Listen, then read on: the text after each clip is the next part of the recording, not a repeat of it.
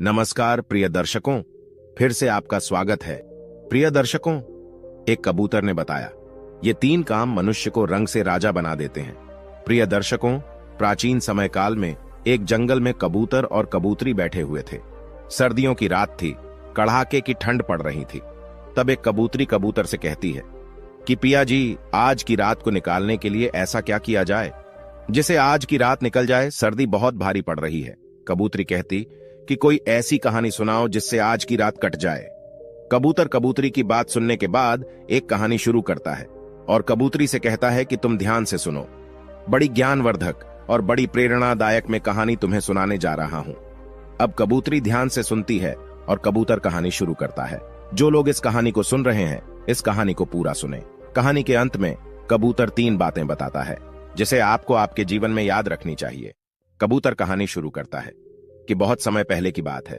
किसी नगर में एक राजा रहता था। एक रोज वो राजा अपने दरबार में बैठा हुआ था। तभी उसके दरबार में एक भिखारी आया। उस भिखारी की बड़ी दयनीय स्थिति थी। जर्जर शरीर, तन पर फटे पुराने मेले कुचैले कपड़े और लाचार बेबस निगाहें। राजा ने जब उस भिखारी को देखा तो उस पर बड़ी दया आई। राजा ने तुरंत अपने खजांची को बुलाया और उसे आदेश दिया कि इस भिखारी को उचित भिक्षा देकर विदा करो। प्रिय दर्शकों, भिखारी तो भिक्षा लेकर राजा को धन्यवाद देकर वहां से चला गया, लेकिन राजा के सामने एक प्रश्न छोड़ गया। उस राजा के मन में यह विचार आया कि मैंने ऐसे कौन से शुभ कर्म किए थे जिनके कारण ये राजपथ मिला है, और इस भिखारी ने ऐसा कौन सा कार्य किया था जिसके कारण उसे जिल्लत भरी जिंदगी नसीब हुई है। प्रिय दर्शकों, राजा के मन में यह विचार आते ही अगले दिन राजा ने अपने नगर के सभी विद्वानों की एक सभा बुलाई। जब सभी विद्वान लोग सभा में उपस्थित हो गए तो राजा ने सभी के सामने अपने मन की जिज्ञासा रखी और उस राजा ने विद्वान जनों से कहा कि हे विद्वान पुरुषों, मैंने आप लोगों को यहां बुलाकर इसीलिए कष्ट दिया है ताकि मैं अपनी एक समस्या का निराकरण आप लोगों से करा सकूं। मेरे मन को एक विचार बहुत ही विचलित कर रहा है। राजा के ये वचन सुनकर सभा में बैठे हुए विद्वानों में से एक विद्वान ने खड़े होकर पूछा कि महाराज, ऐसी क्या उलझन है जो आपको विचलित कर रही है? ऐसा कौन सा विचार है जो आपको परेशान कर रहा है? कृपया आप उसे हमें बताएं। राजा बोला, विद्वानों, मैंने ये सभा इसलिए बुलाई है ताकि मैं ये जान सकूं कि किन शुभ कार्यों से मुझे ये राजपथ मिला है, या तुम में से कोई इस बात को मुझे बता देगा तो मैं उसे मालामाल कर दूंगा, और ना बताने की स्थिति में मैं उसको गधे पर बैठाकर मुख पर कालिक पोत कर उसे बेइज्जत करके राज दरबार से बाहर निकलवा दूंगा। प्रिय दर्शकों, राजा की इन बातों को सुनकर सभा में बैठे सभी विद्वान सकते में आ गए। वह भी सोचने लगे कि राजा को यह बात बताने से बेहतर तो यही है कि हम लोग खामोश रहे या फिर उससे कुछ दिन की मोहलत मांगकर चुपचाप यहां से खिसक लें। कहीं राजा को हमने बताया और राजा हमारी बातों से संतुष्ट नहीं हुआ तो मुफ्त में ही हमारी बहुत बड़ी बेइज्जती हो जाएगी। प्रिय दर्शकों, ये विचार कर सभी विद्वानों ने आपस में सलाह मिलाई और सलाह मिलाकर सभी विद्वानों ने राजा से कहा कि महाराज, हम आपकी इस प्रश्न का उत्तर तो दे देंगे कि किस पुण्यक्रम के कारण आपको राजपथ नसीब हुआ है, लेकिन उसके लिए आपको हमें कुछ दिन की मोहलत देनी होगी। आप हमें 6 माह की मोहलत दे दो। 6 महीने के बाद हम आपके सामने ये राज बता देंगे कि किस पुण्यक्रम के कारण आपको ये राजपथ नसीब हुआ है। राजा ने कहा, ठीक है, हम तुम्हें 6 महीने की मोहलत देते हैं, लेकिन ध्यान रहे 6 महीने के बाद तुम्हें हर हालत में मेरे प्रश्न का उत्तर देना होगा। सभी विद्वानों ने राजा को आश्वासन दिया और राजा से कहा कि महाराज, आप बिल्कुल भी चिंता ना करें, 6 महीने बाद हम आपकी जिज्ञासा का जरूर समाधान कर देंगे। प्रिय दर्शकों, इस प्रकार सभी विद्वान राजा से 6 महीने की मोहलत लेकर राज दरबार से बाहर चले गए। प्रिय दर्शकों, सभी विद्वानों ने राजा से कहने को कह तो दिया, लेकिन इसका उत्तर उन्हें भी मालूम नहीं था। सभी ने बाहर आकर विचार विमर्श किया कि अब इस मुसीबत से कैसे छुटकारा पाया जाए। सभी विद्वान मौन थे, इसका हल किसी को भी मालूम नहीं था। तभी उनमें से एक विद्वान बोला, अरे भाई लोगों, अभी तो हमारे पास में पूरे 6 महीने हैं। 6 महीने आराम से गुजारो, जब समय आएगा तब देखा जाएगा। भविष्य की चिंता करके वर्तमान क्यों बर्बाद करें। सभी ने एक सुर में हाँ मिलाई और सभी विद्वान ये वायदा करके कि आज से 6 महीने बाद में हम सभी लोग नगर के बाहर तालाब पर इकट्ठे होंगे और जिसे भी उत्तर पता चल जाएगा वो एक दूसरे को बता देगा। इस तरह प्रिय दर्शकों, सभी लोग एक दूसरे से वादा करके एक दूसरे से विदा लेकर अपने अपने घर को चले गए और अपने घर के कार्यों में व्यस्त हो गए। दिन गुजरे, महीने गुजरे और गुजरते गुजरते उस समय भी आप पहुंचा जिसके अगले दिन राजा को उसकी सवाल का उत्तर देना था। वादे के अनुसार एक बार फिर से सभी विद्वान नगर के बाहर बने हुए तालाब पर इकट्ठे हुए। सभी ने एक दूसरे से पूछा, क्या कोई उत्तर पता चला क्या? तो सभी का एक ही जवाब था कि हम तो इस प्रश्न का कोई जवाब नहीं ढूंढ पाए। जब सबको यह पता चला कि राजा के प्रश्न का उत्तर किसी के पास में नहीं है, तो ये जानकर सभी चिंतित हो गए और सोचने लगे कि अब क्या किया जाए। प्रिय दर्शकों, जब सभी विद्वान चिंता में डूबे हुए थे, तभी ना जाने कहां से एक वृद्ध ब्राह्मण सन्यासी वहां पहुंचा। जब उसने सभी विद्वानों को चिंता में डूबा देखा, तो उसने विद्वानों से पूछा, क्या बात है भाई, आप सभी लोग चिंता में कैसे बैठे हो? प्रिय दर्शकों, साधु महाराज के पूछने पर विद्वानों ने सारा घटनाक्रम उस महात्मा को बता दिया और कहा कि महात्मा जी, यदि हमने कल राजा को उसके पीछे प्रश्न का उत्तर नहीं दिया, तो राजा हमारा सिर मुड़वाकर गद्दी पर बिठाकर राज्य से बाहर निकलवा देगा। इसी कारण से हम सभी लोग चिंता में बैठे हुए हैं।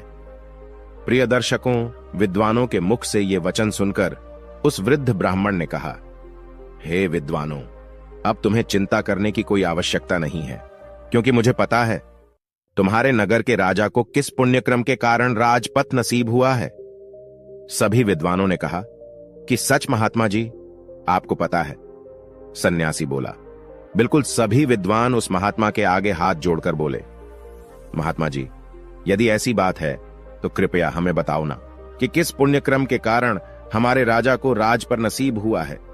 हम वादा करते हैं, हमें जो भी उपहार उस राजा से मिलेगा उसमें से ज्यादा हम आपको दे देंगे। वृद्ध ब्राह्मण बोला, हे विद्वानों, मुझे आपसे कोई उपहार नहीं चाहिए। आप तो सिर्फ मुझे राजा के पास ले चलो, मैं स्वयं उसकी बात का उत्तर तुम्हारे राजा को दे दूंगा। मित्रों, उस वृद्ध ब्राह्मण की इन बातों को सुनकर सभी विद्वानों के चेहरे खिल गए। सभी विद्वान उस वृद्ध ब्राह्मण को लेकर राजा के दरबार में जा पहुंचे। उन्होंने उस वृद्ध ब्राह्मण का राजा से परिचय कराया और कहा कि राजन, ये वृद्ध ब्राह्मण आपके प्रश्न का जवाब दे देंगे। राजा ने कहा, कोई बात नहीं, मुझे तो मेरे प्रश्न का उत्तर चाहिए, चाहे आप दें या यह महात्मा जी दें। बताओ ब्राह्मण देवता, मुझे किस पुण्य क्रम के कारण यह राजपथ मिला है? प्रिय दर्शकों, राजा के वचन सुनकर वो ब्राह्मण देवता बोला कि महाराज, ये तुम सचमुच में ही ये जानना चाहते हो कि तुम्हें ही क्यों ये राजपथ मिला है? तो महाराज, इन बेचारे विद्वानों को सताने से कोई फायदा नहीं है। तुम्हारे प्रश्न का उत्तर तो सिर्फ एक व्यक्ति ही दे सकता है। राजा ने आतुर सुर में पूछा कि कौन बता सकता है? तो वृद्ध ब्राह्मण बोला कि महाराज, यहां से 100 कोस दूर उत्तर दिशा में एक वन में एक व्रत महात्मा तपस्या कर रहे हैं। वो महात्मा राख खाते हैं, राख के अतिरिक्त कुछ भी नहीं खाते हैं और राख का ही मल त्याग करते हैं। वे महान दूरदृष्टा है, वही तुम्हारे प्रश्न का उत्तर दे सकते हैं। प्रिय दर्शकों, ये सुनकर उस राजा ने वृद्ध ब्राह्मण की बात पर विश्वास किया और अपना राजपाट अपने मंत्रियों के हवाले करके उस वृद्ध ब्राह्मण के बताए अनुसार उस महात्मा की खोज में चल दिए, जो महात्मा राख खाते थे और राख का ही मल त्याग करते थे। कई दिनों के सफर के बाद में वो राजा अंतत उस जगह पर जा पहुंचा जिस वन में वो महात्मा जी तपस्या कर रहे थे। राजा ने हाथ जोड़कर महात्मा जी की एक परिक्रमा लगाई और महात्मा जी के सामने राजा हाथ जोड़कर खड़ा हो गया। 2 घंटे बाद महात्मा की समाधि टूटी। उसने जब राजा को अपने सामने हाथ जोड़े हुए खड़ा हुआ पाया, तो उस महात्मा ने पूछा कि भाई, तुम कौन हो? दिखने में तो तुम राजा के जैसे लग रहे हो, फिर तुम इस निर्जन वन में क्या कर रहे हो? प्रिय दर्शकों, राजा ने उस महात्मा को अपना परिचय दिया और अपने वहां आने का कारण बताया। इस पर उस महात्मा ने कहा कि राजन, मैं भी तुम्हारे इस प्रश्न का उत्तर देने में अभी असमर्थ हूं, लेकिन यहां से 50 कोस दूर उत्तर दिशा में एक वन में एक महात्मा तपस्या कर रहे हैं, आग खाकर जीवित रहते हैं। तुम उनके पास चले जाओ, वो तुम्हारे प्रश्न का उत्तर जरूर दे देंगी। महात्मा की इन बातों को सुनकर राजा कुछ पल के लिए निराश तो जरूर हुआ, किंतु फिर से नए उत्साह के साथ महात्मा द्वारा बताए हुए मार्ग पर उस साधु की तलाश में आगे को चल दिया। शीघ्र ही उसने अगले बल में तपस्या करते उस साधु को खोज लिया, जो आग खाकर जिंदा रहते थे। वो साधु महात्मा भी समाधि अवस्था में बैठे हुए तपस्या कर रहे थे। कुछ देर बाद जब उन महात्मा की समाधि टूटी, तो उन्होंने अपने सामने राजा को आदरपूर्ण मुद्रा में खड़ा हुआ पाया। जब महात्मा ने राजा से अपने पास में आने का कारण पूछा तो राजा ने बता दिया कि वो किस लिए उनके पास में आया है। प्रिय दर्शकों, राजा सुनकर साधु ने कहा, सुनो राजन, ये सच है कि मैं बहुत दिनों से तपस्या कर रहा हूं, किंतु अनेक बातें ऐसी हैं जिनका रहस्य मुझे भी पता नहीं है। तुम जिस प्रश्न के लिए मेरे पास में आए हो, तुम्हारा प्रश्न भी कुछ ऐसा ही है। मैं इसका भी उत्तर बताने में असमर्थ हूं। प्रिय दर्शकों, जब वो राजा उन साधु महाराज के इन वचनों को सुनता है तो निराश हो जाता है। राजा उन महात्मा जी से कहता है कि हे प्रभु, तब तो मेरा इतनी दूर आना व्यर्थ ही गया। मैं तो बढ़िया आशा लेकर आपके पास में आया था कि आप मेरी समस्या का अवश्य निराकरण कर देंगे। प्रिय दर्शकों, जब वो साधु महाराज राजा को बहुत उदास देखते हैं तो कहते हैं कि हे राजन, निराश मत हो, मुझे आपके प्रश्न का उत्तर पता नहीं है, लेकिन मैं उस व्यक्ति को भली भांति जानता हूं जिसके पास में तुम्हारे सभी सवालों के उत्तर है। राजा ने कहा, ठीक है महाराज, आप उनका ही पता बता दीजिए। इतनी दूर आया हूं तो मैं उनसे भी मिल लेता हूं। महात्मा जी बोले, सुनो राजन, यहां से 50 मील जब तुम आगे जाओगे तो तुम्हें एक नीलगढ़ नाम का शहर पड़ेगा। उस शहर में एक रामू नाम का जाना माना वैश्य रहता है। उस वैश्य की पत्नी इस समय गर्भवती है और अब से 2 दिन बाद उस वैश्य की पत्नी के गर्भ से एक पुत्र जन्म लेगा। उस वैश्य के घर में पुत्र तो जन्म लेगा, लेकिन कुछ घंटे जीवित रहने के बाद उसकी मृत्यु हो जाएगी। जब उसकी मृत्यु हो जाएगी तो वैश्य श्मशान की मिट्टी में अपने पुत्र को दफन करेगा। जब वैश्य अपने पुत्र को दफन करके वापस लौट जाए तो तुम उस मृत बच्चे की देह को जमीन से बाहर निकाल लेना और उस मृत बच्चे के सामने तुम अपना प्रश्न रखना। तुम्हें तुम्हारे प्रश्न का उत्तर मिल जाएगा। राजा ने साधु का धन्यवाद किया और साधु से विदा लेकर राजा आगे को बढ़ गया। चलते चलते राजा साधु की बताए हुए शहर नीलनगर में पहुंच गया और वैश्य का घर तलाश करके उसके घर के समीप ही एक चबूतरे पर बैठ गया। कुछ ही देर में वैश्य अपने घर से बाहर निकला। अजनबी व्यक्ति को बाहर बैठा हुआ देखकर उस वैश्य ने राजा से पूछा कि मित्र, कौन हो तुम और यहां बैठे किसकी प्रतीक्षा कर रहे हो? राजा बोला, मुझे प्रतीक्षा है तुम्हारे घर में आने वाले उस नन्हे से मेहमान की, जो शीघ्र ही तुम्हारी पत्नी के गर्भ से जन्म लेने वाला है। वैश्य अजनबी के मुख से जब इन बातों को सुनता है तो उसे बड़ा ही आश्चर्य होता है। राजा की इन बातों को सुनकर वैश्य राजा से पूछता है कि आपको कैसे पता चला कि मेरी पत्नी गर्भवती है? राजा ने कहा, इसमें आश्चर्य करने की कोई बात नहीं है। मुझे ये बात एक महात्मा ने बताई है और उसने ये भी कहा है कि तुम्हारी पत्नी की गर्भ से जो शिशु जन्म लेगा वह लड़का होगा। लेकिन शब्द सुनकर वैश्य बोला, लेकिन क्या भाई, तुमने अपनी बात अधूरी क्यों छोड़ दी? बच्चा स्वस्थ तो पैदा होगा? राजा ने कहा, हां भाई, खूब स्वस्थ पैदा होगा, लेकिन सिर्फ कुछ ही घंटे वो जीवित रह पाएगा, बाद में उसकी मृत्यु हो जाएगी। वैश्य भयभीत स्वर में बोला, अरे भाई, शुभ शुभ बोलो। इस अधेड़ आयु में तो मेरे यहां पुत्र रतन पैदा होगा, और अगर वो पैदा होने के बाद मर गया तो ये मेरे लिए किसी सदमे से कम ना होगा।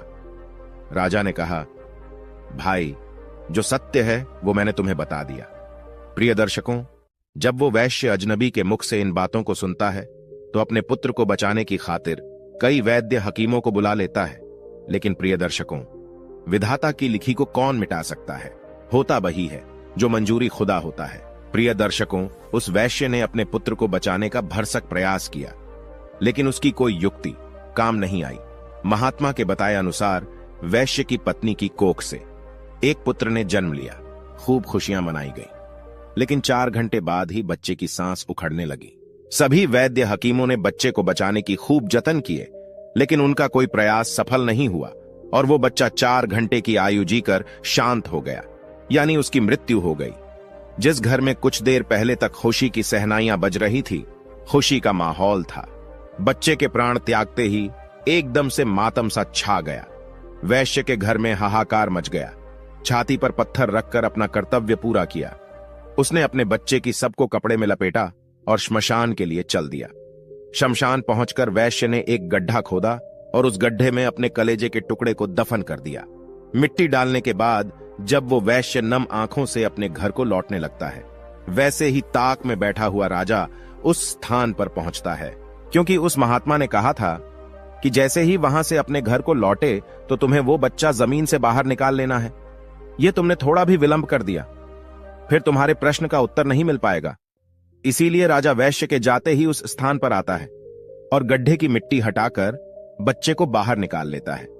प्रिय दर्शकों, जैसे ही वो राजा बच्चे को कपड़े से अलग करता है तो उसके आश्चर्य की सीमा नहीं रहती है। होता यह है कि वो मरा हुआ बच्चा फिर से जीवित हो जाता है और राजा से कहता है, क्या हुआ भाई, तुमने मेरी चिर निद्रा में क्यों विघ्न पैदा किया है? बच्चे की इन बातों को सुनकर राजा अपना प्रश्न उस बच्चे को बताता है और कहता है कि मैं अपने प्रश्न के उत्तर के लिए तुम्हारे पास में आया हूं। एक तुम ही हो जो मेरी शंका का समाधान कर सकते हो।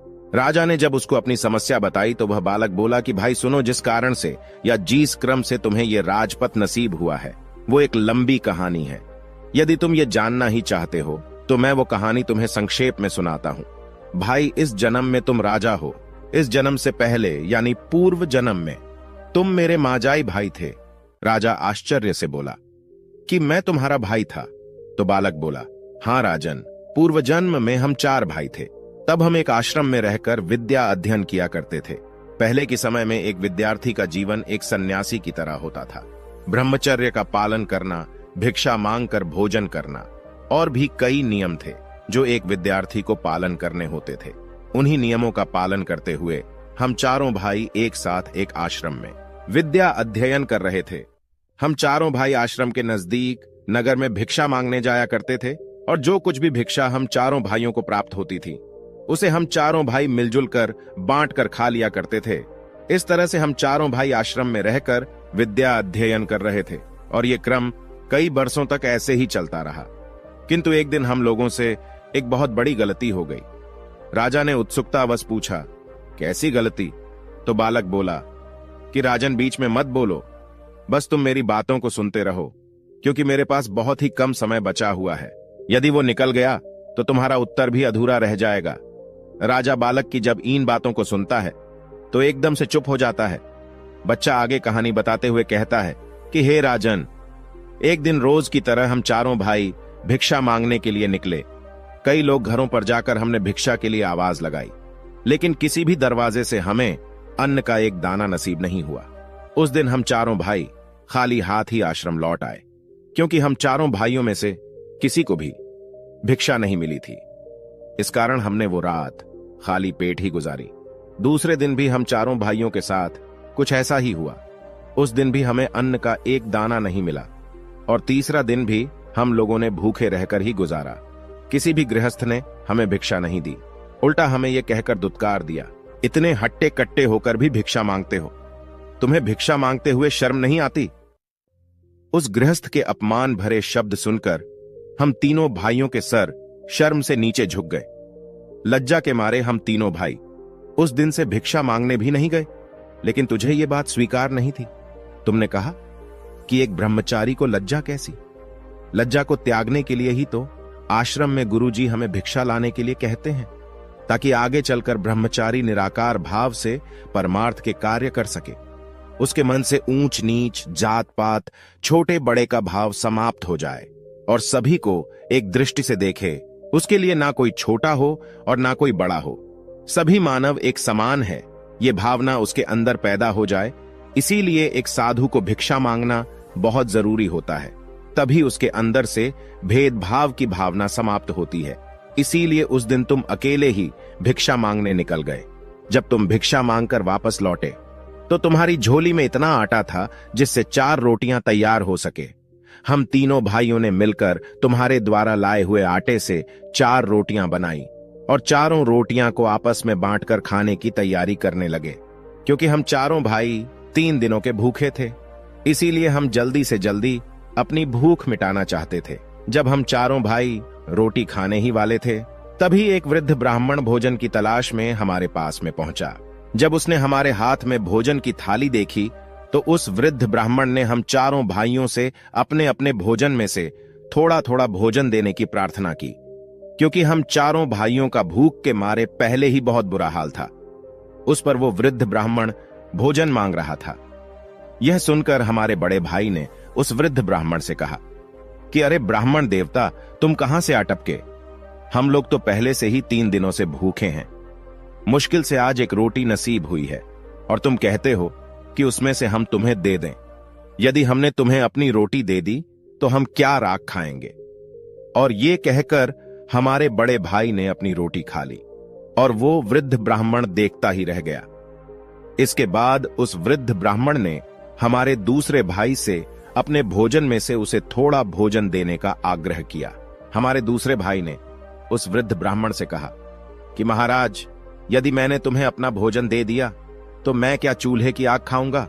और ये कहकर उसने भी अपनी रोटी खा ली। जब हमारे दोनों भाइयों से उसे निराशा हाथ लगी तो वो वृद्ध ब्राह्मण मेरे पास में आया।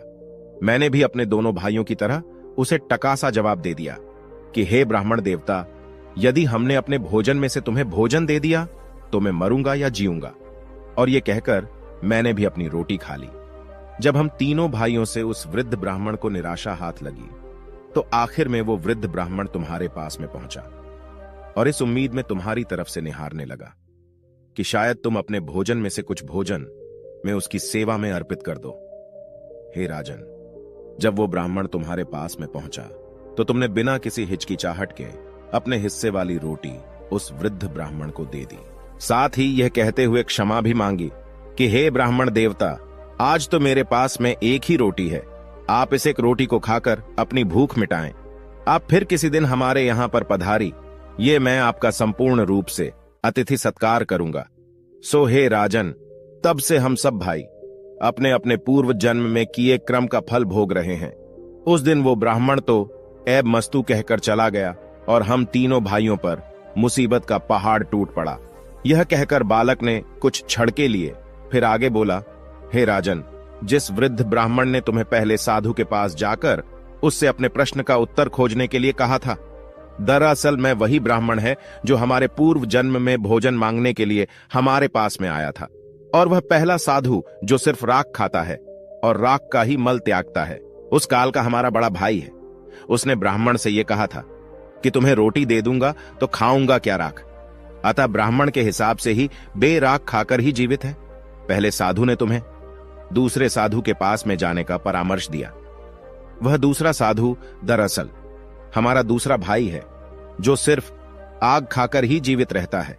उसने ब्राह्मण के रोटी मांगने पर यह कहा था, यह ब्राह्मण देवता, यदि मैं तुझे रोटी दे दूंगा तो क्या मैं चूल्हे की आग खाऊंगा। सो उस ब्राह्मण का सांप उस पर भी फलीभूत हो रहा है। आगे वो बच्चा उस राजा से बोला, हे राजन, अब आप मेरे विषय में भी सुन लो। मैंने ब्राह्मण को रोटी ना देकर यह कहा था कि यदि मैं तुम्हें रोटी दे दूंगा तो मेरा क्या होगा, मैं जीऊंगा या मरूंगा। बस तभी से मैं जीता और मरता आ रहा हूं। मैं नित्य किसी ना किसी के यहां जन्म लेता हूं और कुछ घंटे, कुछ दिवस अथवा कुछ महीने जीवित रहकर वापस मर जाता हूं। और तब से यह घटनाक्रम नियमित रूप से चल रहा है। प्रिय दर्शकों, इतना कहकर बालक ने जब राजा को उसके विषय में बताना शुरू किया तो उसने राजा को बताया कि हे राजन, अब तुम अपने विषय में भी सुन लो। तुमने अपने हिस्से की रोटी उस ब्राह्मण को दी और स्वयं भूखे रहे। तुमने अपने आतिथ्य धर्म का पूरी तरह से परिपालन किया। अतः उन्हीं शुभ कर्मों के कारण इस जन्म में तुम्हें राजा बनने का अवसर मिला है, क्योंकि परमात्मा उन्हीं लोगों को राजपद देता है या अमीर बनाता है जो खुद की ना सोच के दूसरों की परवाह करते हैं, जो दूसरों के बुरे वक्त में उनकी सहायता करते हैं, जो अपने मुंह का निवाला भी दूसरों की सेवा में समर्पित कर देते हैं। ऐसे लोगों को परमात्मा इस मंशा से अमीर बनाता है कि ये लोग अमीर होकर दूसरों के सुख दुख में उनका साथ निभाएंगे। लेकिन अधिकतर लोग अमीर होकर अपना ही सोचते हैं। वो ये भूल जाते हैं कि यह अमीरी हमें हमारे पिछले जन्म के पुण्य फलों के कारण प्राप्त हुई है और परमात्मा ने हमें दूसरों की सहायता के लिए अमीर बनाया है। यदि हम पुण्य कर्म करेंगे, लोगों की सहायता करेंगे, तो इस जन्म में तो हमें परमात्मा ने अमीर बनाया है, अगला जन्म भी हमारा अमीरी में ही बीतेगा। इसलिए राजन, तुम्हारे लिए अच्छा यही होगा कि तुम अपनी प्रजा की गरीब, असहाय लोगों की और जरूरतमंद लोगों की भरपूर मदद करो, परोपकार के कार्य करो, ताकि तुम्हारा आगामी जीवन भी सुखमय बन सके। प्रिय दर्शकों, इतना कहकर बालक एकदम से चुप हो गया। उसकी आंखें बंद हो गईं, उसकी गर्दन एक और लुढ़क गई। राजा समझ गया कि यह बच्चा सिर्फ इतनी देर के लिए ही जीवित हुआ था। अतः राजा ने बड़ी सावधानी के साथ में उस बालक की सबको कपड़े में लपेटा और बड़े ही सम्मान के साथ उस बच्चे के शव को जमीन में दबा दिया। और जमीन में दबा देने के बाद राजा अपने नगर को वापस लौट गया, क्योंकि अब राजा को भी यह पता चल चुका था कि उसे इस कारण से यह राजपद नसीब हुआ है। तो प्रिय दर्शकों, ये थी आज की कहानी। आशा है इस कहानी से आपको भी पता चल गया होगा कि किस कर्म के कारण मनुष्य रंग से राजा बन जाता है और किस कर्म के कारण मनुष्य को जिल्लत भरा जीवन भुगतना पड़ता है। यदि आप भी अपना कल अच्छा चाहते हैं तो कृपया गरीब असहाय लोगों की मदद करें, जरूरतमंद लोगों की सहायता करें, माता पिता का आदर करें और ईश्वर का भजन करें, क्योंकि हमारा कल का किया हुआ कर्म ही भविष्य में हमारा भाग्य बन जाता है। जो अच्छा कर्म करते हैं वह सुख पाते हैं और जो बुरा कर्म करते हैं वह दुख पाते हैं। प्रिय दर्शकों, यहां हमारी आज की कहानी समाप्त होती है। हम उम्मीद करते हैं कि आपको हमारी आज की ये कहानी, आज का ये वीडियो पसंद आया होगा और आप इससे ढेर सारी प्रेरणा लेंगे। मिलते हैं आने वाली अगली ज्ञान चर्चा के साथ अगले वीडियो में। तब तक के लिए नमस्कार, धन्यवाद।